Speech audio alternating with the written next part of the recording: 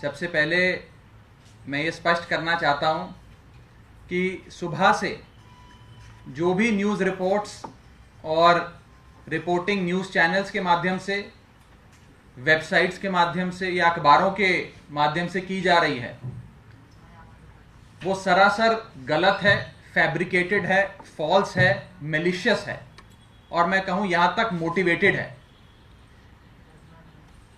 Factually wrong और incorrect खबर दिखाई जा रही है।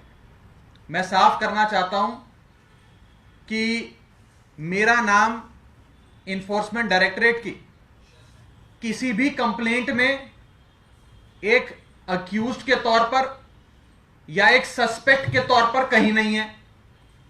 अक्यूज्ड और सस्पेक्ट तो छोड़ दीजिए, बतौर विटनेस भी मेरा नाम कहीं नहीं है। लेकिन पूरे देश भर में सुबह से प्रचार किया जा रहा है न्यूज चैनल्स के माध्यम से कि न जाने मुझे अभियुक्त के तौर पे, अक्यूज्ड के तौर पर चार्जशीट में इन्फोर्समेंट डायरेक्टरेट ने मेरा नाम शामिल कर कोर्ट में दायर किया गया है।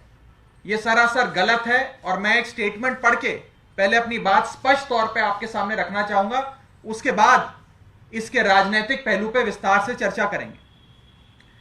News articles and reporters स्टेटिंग that I've been named as an accused in a complaint filed by the Enforcement Directorate are factually wrong, incorrect, motivated and appear to be a propaganda to harm my reputation and my credibility by misleading and using the media. I wish to clarify that I have not been named as an accused or as a suspect or even as a witness in any of the complaints filed by the Enforcement Directorate in the ongoing investigation. I challenge the media houses who have carried this false propaganda to show any shred of evidence against me in any investigation carried out by any of these agencies that are controlled by the BJP. The least the media could have done is been inconsistent with the journalistic norms, that they could have taken my version before making these false claims and publishing these false reportage. The reputation and the credibility of a person is very precious and is built over time. I appeal to the media and all my friends sitting in this chamber to clarify the stated position, lest I will be constrained to take legal action as has been advised by my lawyers. मैं इसका हिंदी अनुवाद कर देता हूं। जो सुबह से खबरें दिखाई जा रही हैं वो सरासर गलत और झूठी और बेबुनियाद हैं। इन्फोर्समेंट डायरेक्टरेट की किसी भी जांच में आज तक, जब से इन्फोर्समेंट डायरेक्टरेट बनी है और खास करके ये जो ongoing investigation Delhi excise matter में चल रही है, कहीं पर भी मेरा नाम बतौर अक्यूज्ड, बतौर सस्पेक्ट या बतौर विटनेस, ना अभियुक्त के तौर पे, ना गवाह के तौर पे, ना संदिग्ध व्यक्ति के तौर पे कहीं पर भी नहीं लिखा गया है। जो रिपोर्ट छापी जा रही है अखबारों द्वारा, न्यूज वेबसाइट्स द्वारा, न्यूज चैनल्स द्वारा, वो सरासर गलत और बेबुनियाद है। एक किसी मीटिंग का रेफरेंस दिया गया है कि कोई बैठक हुई थी, उस बैठक में कई लोग शामिल थे और उसमें कहीं मेरे नाम का जिक्र किया गया है, लेकिन मेरा नाम कहीं पर भी बतौर अक्यूज्ड, बतौर विटनेस या बतौर सस्पेक्ट कहीं पर भी नहीं है। तो सबसे पहले मैं हाथ जोड़ के अपने मीडिया के साथियों से दरख्वास्त करना चाहूंगा, बेनती करना चाहूंगा कि एक इंसान की छवि, उसकी गुडविल, उसकी क्रेडिबिलिटी सार्वजनिक जीवन में बहुत जद्दोजहद से, मेहनत से, खून पसीने से बनती है। किसी की भी रेपुटेशन को इस प्रकार से हार्म करने से पहले जर्नलिस्टिक नॉर्म्स ये कहते हैं कि आपको कम से कम मुझसे एक रिस्पॉन्स तो लेना चाहिए था, मुझसे पूछना तो चाहिए था कि आपका नाम आ गया, आपको इस पे क्या कहना है, मैं स्पष्टीकरण देता। लेकिन बिना मुझसे कोई भी जवाब मांगे हुए देश के कई बड़े मीडिया हाउसेस ने मेरे नाम की और मेरी छवि की हानि पहुंचाने की कोशिशें की हैं। मैं आपसे एक बार फिर हाथ जोड़कर विनती करना चाहूंगा कि आप इस चीज को क्लैरिफाई करें।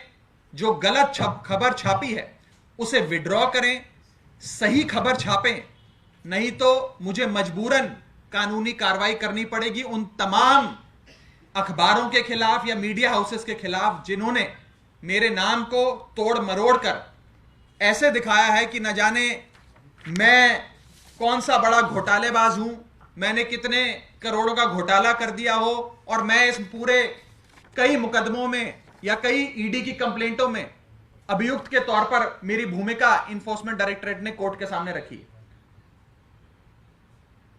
साथियों, ये जो पूरी कार्रवाई है, जो ये पूरी इन्वेस्टिगेशन पिछले करीब करीब 1 साल से चल रही है, ये सरासर राजनीतिक है और पॉलिटिकली मोटिवेटेड है और इसका लक्ष्य बस इतना है कि आम आदमी पार्टी को खत्म करो, अरविंद केजरीवाल को खत्म करो।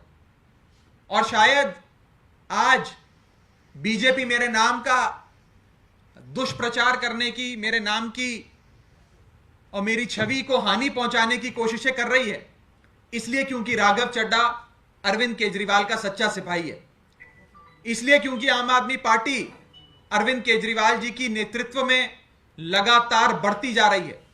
वो आम आदमी पार्टी जो दिल्ली की पार्टी थी, दिल्ली में चुनाव जीता करती थी, आज वो पंजाब में सरकार चला रही है। पंजाब के को इंचार्ज के तौर पे अरविंद केजरीवाल जी ने मुझे जिम्मेदारी दी। अरविंद केजरीवाल जी के नेतृत्व में हम सबके मेहनत से आम आदमी पार्टी की सरकार पंजाब में बनी।